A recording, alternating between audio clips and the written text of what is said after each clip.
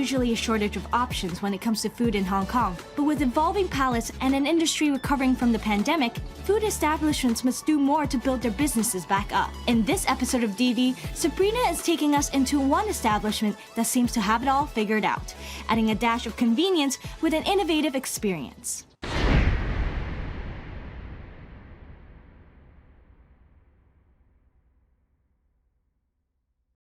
Many of the Hong Kong famed restaurant scenes are rapidly losing its shine. Over the past 2 years, an estimate of 2,500 restaurants are closed because of COVID-19. So, the traditional method of running a business isn't too sustainable. And to sustain your business, we have to be creative. A lot of the companies nowadays are going more eco-friendly, considering the ecological footprints. So today, we're going to look at how the smart food ecosystem for your business can help your own venture. Innovation is definitely needed in this industry, Sabrina. Sounds like we're going to need to take some notes on this one. I can't wait to find out more about the business model of this place. Who are we speaking to first? Hi, Jonathan. Hi, Sabrina. So, just out of curiosity, what do you do before starting all this? Well, I came to Hong Kong in 2006 and I joined a management trainee program at an investment bank. And that was really not fulfilling for me. And I found a lot more value in working in the food and beverage industry. And I opened up our first restaurants with my co-founders Malcolm and Matt many years ago. And yeah, this food hall is just a culmination of all our experiences over the last 20 years all put together. And the main reason of why we built this food hall is that we wanted to participate in the food for delivery market. But at the same time, we found a lot of problems. So we thought we needed a systemic rethink of how to do this in Hong Kong. Can you tell us the concept that I see here? Well, this all starts with good food. So with good food, we've done a rethink of how to do this. And we do this through great brands, great recipes. We've asked famous chefs from all around Asia and Hong Kong to join us. And we've turned the franchising system upside down. We franchise individual recipes from these restaurants, rather than having to build out specific individual restaurants every single time. We don't need to take the whole menu. We just take what we like and what matches to our recipes as well. And just put it together. Yeah, that's right. I see a lot of varieties, options. There's over 45 different brands in our recipe cloud. There's over 220 recipe items. But on top of there's two components to great food. It's also the ingredients. And we bring people in through great quality ingredients. We use organic beef, free-range eggs, free-range chicken, locally sourced vegetables, sustainable seafood, wherever possible. How do you believe that this food hall would generate more money than traditional restaurants? We spend a lot more on food and we generate savings through technology by the use of app. So people order via the app, they take payment, they understand the menu more through the app. And on top of that, we're not just a food hall with 300 seats, we're really a food hall with 50,000 seats. When you think about us, we're a smart food ecosystem. Our business model is to make sure that we can deliver really fast into the whole office environment and residential environment. We think that Taikoo Place has found a great list of tenants here, and we just are able to provide really good food to all of this population. So that's why we're completely different to any other traditional restaurant model.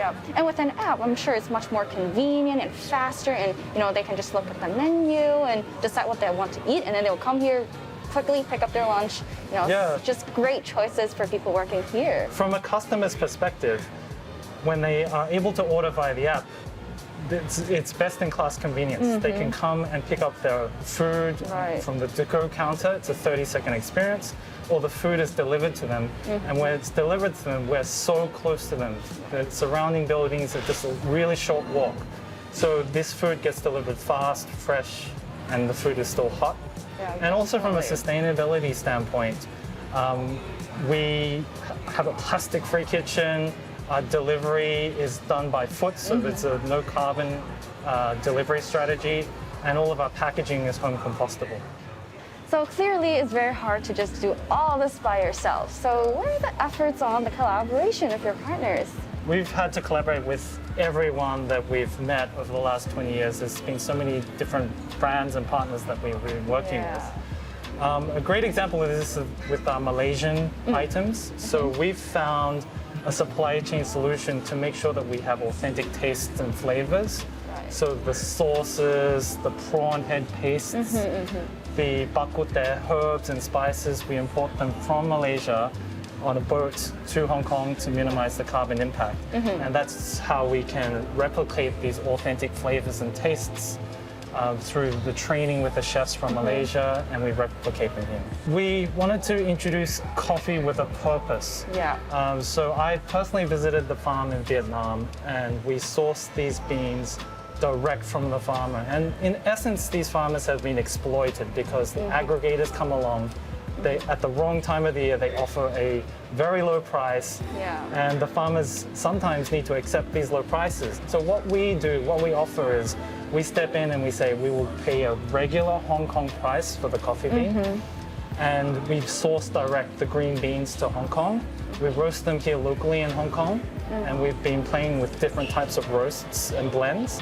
What about, I see like, you know, we're trying to be more eco-friendly. I see that there's, you know, different on the packaging of the food. Yeah. Right? So our packaging, we've spent a lot of time researching the packaging. We've gone through big lists. There's so much packaging options in Hong Kong. And a lot of the packaging, the single-use packaging is a major issue with landfill waste in Hong Kong. Yes. And single-use plastics. So we've eliminated all single-use plastics from our packaging. We're trying to introduce the concept of circularity as well. So the first circular packaging that we've launched is our circular packaging trays for catering. So this could be a sushi tray, a patisserie tray, ham and cheese. And what we do is we deliver a box of these items to the corporate clients in this area so they could host a boardroom meeting and have a sustainably minded lunch with sushi and the returnable box. And at the end of their meal, when they return the box, we give them a $50 credit. So really, it's just incentivizing this concept of circularity. So were there any challenges that you encountered before this whole food hall was born? It's been a long journey, to be very honest with you. Building this food hall, there's three main stakeholders: the consumer, the landlord, and the environment, as well as our restaurant partner brands. Really, when we put everything together into the smart food ecosystem, we've been trailblazing, and there's no other food hall like this that we know of. And to place all these systems together, it's very difficult to explain this to investors, like what are we building, because there's no other comparables out there in the market. So it was a very difficult journey with the investors, but after a period of time, we found the right way to pitch the story, and we've managed to complete our fundraising.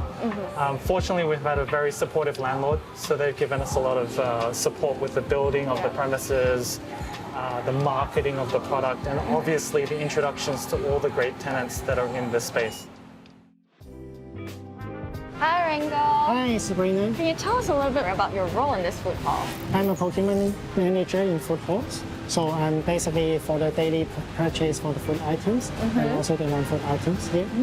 Actually, we franchise recipe from famous brands and we use our ingredient chapter, no energetic pieces, and animal proteins we use should be traceable, no hormones, antibiotics, and chemicals. And they are grown and raised with unlimited access to sunlight instead of found in cages. And our home compostable takeaway packaging is made from the natural materials, and all the printed item is from the FSC certified papers. So I see that it's contributing a lot to the ecosystem there. Yeah. So have you, encountered any challenges? Because, it's very hard to ship those ingredients right now because of COVID. So how do you go about shipping there? Yeah, actually the critical part for us is the pool of the sourcing is limited. As a locally sustainably sourcing product market is not yet mature. However, we joined several associations such as Hong Kong Sustainable Seafood Coalition. They offer us practical and collaborative initiative to demonstrate the good product sourcing practice as its member, which is committed to a voluntary focus on the sustainable, responsible product sourcing. The well-eating is expensive, so we need to search far and wide for the good and the good price at the startup business. So fortunately, our team is a deep experience and contact that already know us. Right. When you are picking your sourcing partners, what are some of the criteria that you consider? Actually, the suppliers Yeah. need to base on our ingredient charter. Inside the charter, we have a different requirement. They need to have the responsibility to have the protect the environment. And some of the supplier is majorly from the Asia Pacific, and we would like to try as locally as we can. Yeah. So where exactly in Asia are you sourcing these ingredients from? Yeah, actually we do for the seafood example, we selling the salmon from the Australia Victoria Bay, and also the New Zealand kingfish, the yellowtail kingfish. And also for the beef item, we directly deal with the Australia organic farm. Oh. Yeah, this is quite nice. And most of the seafood we are using having the ASC and MSC certified. Yeah. So all the things is come from the Asia Pacific. Yeah. And really for the organic vegetables and the hydroponic things is from mainland China. Oh, from mainland China. Yeah. So we just want to keep the distance not that far. Yeah, just keep it more local. Yeah, more local. Were there any stories of like unsuccessful negotiations that you had? I can share one thing. Is it is very normal. There is some treated the poultry with the antibiotic in some country for the commercial farm, right? Right. But this is actually against our ingredient charter. So we rather to purchase a premium free-range chicken from Australia to replace it to avoid any risk for the human body.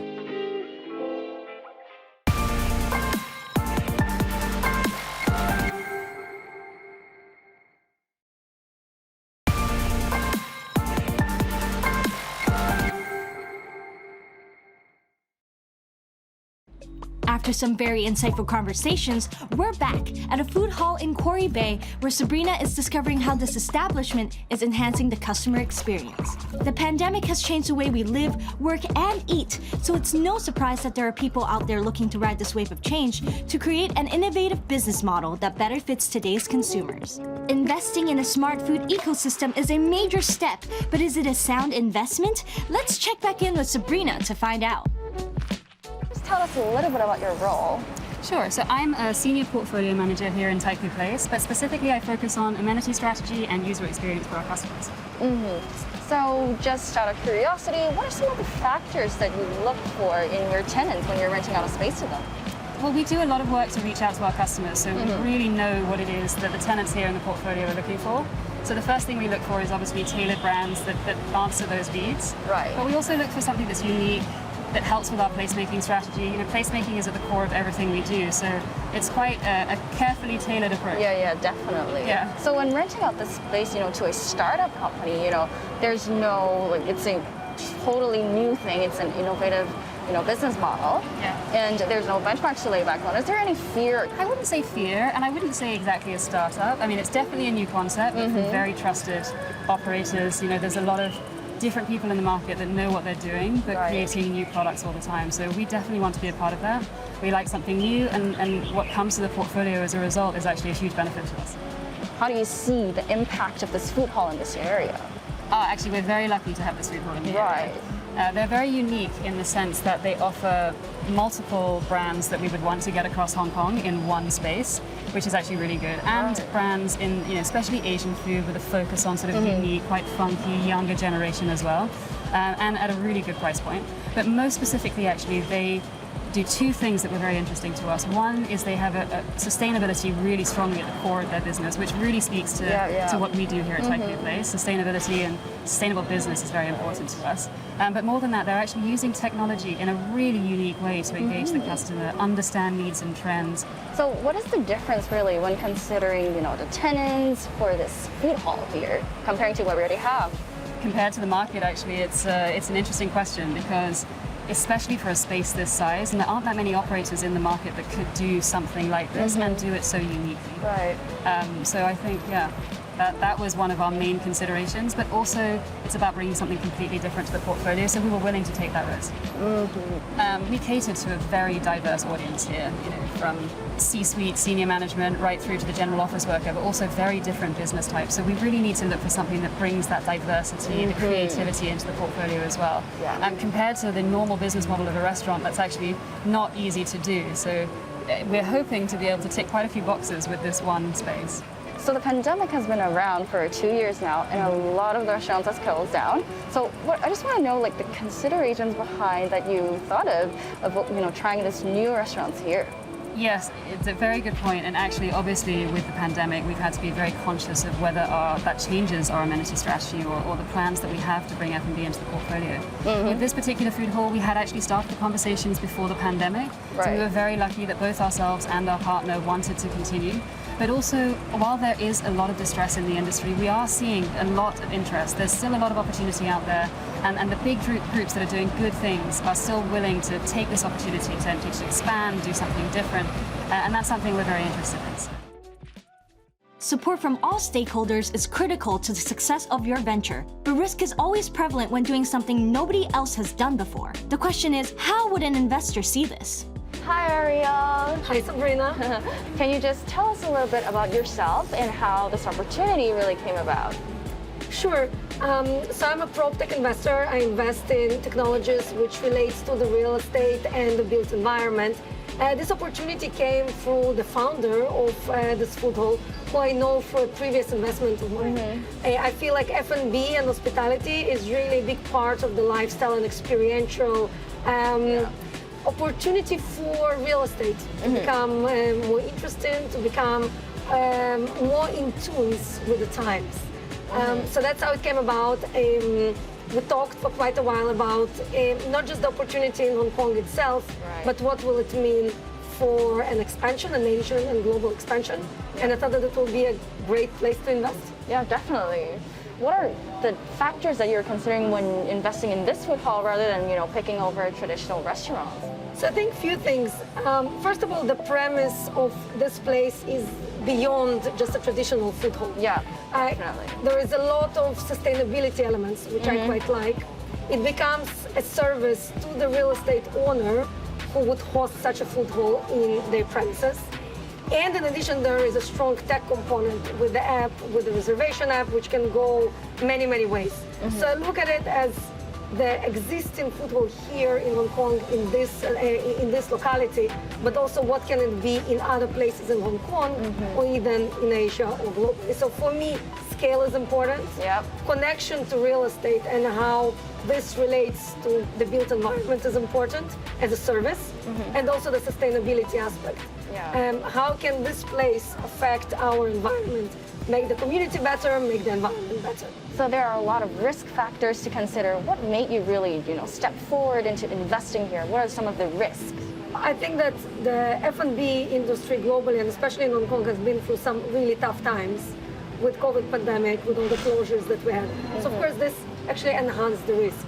Well, I think first of all, knowing the team behind and knowing the founder, knowing his experience and his passion about not just food, but sustainability of food, sustainability of our environment in general, trying to figure out the best concept to bring to a community, to our city, to make the world a better place. For everyone, for lack of better world. I think that not every restaurant group or even a standalone restaurant can have it. For me, I don't look at this food hall as just a pure F&B opportunity. I look at it as an experience / lifestyle / F&B / PropTech opportunity, because they have a tech component, which can be scalable, which can be taken anywhere. And even the way how people reserve, how people come here, how people interact with the space is very different and unique. I mean, we need to revolutionize, basically, the way we interact with our F&B providers. What makes me take the risk? I mean, of course, it's early stage investments. It is quite risky, but again, I believe in the business plan, I believe in the numbers, risk adjusted, what can go wrong, and if things go wrong, will this business survive? I believe it will be. Can it be scalable? I believe it is on a pretty big level. So that's what helps me to rationalize how I take the risk.